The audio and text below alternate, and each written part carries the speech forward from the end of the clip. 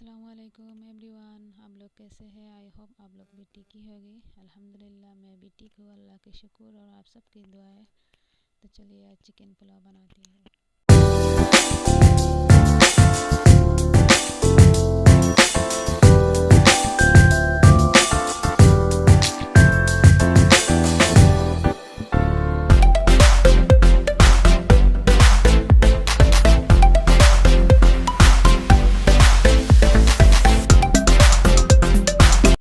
Onion के साथ साथ आप जिंजर गार्लिक की पेस्ट ऐड किया और वो भी थोड़ी देर पका लूँगी। उसके बाद चिकन ऐड करना है मैंने और चिकन ऐड किया।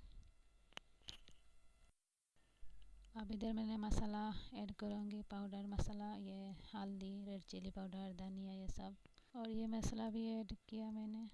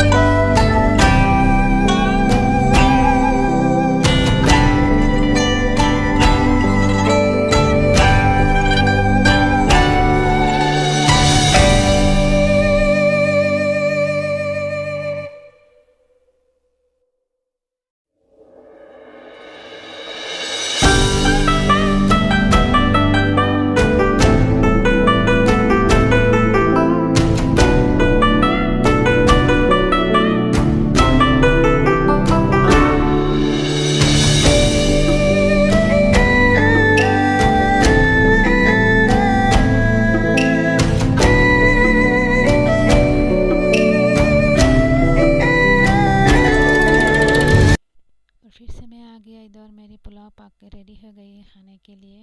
और ये कोरिएंडर लीव्स ऐड करूँगी और रेडी।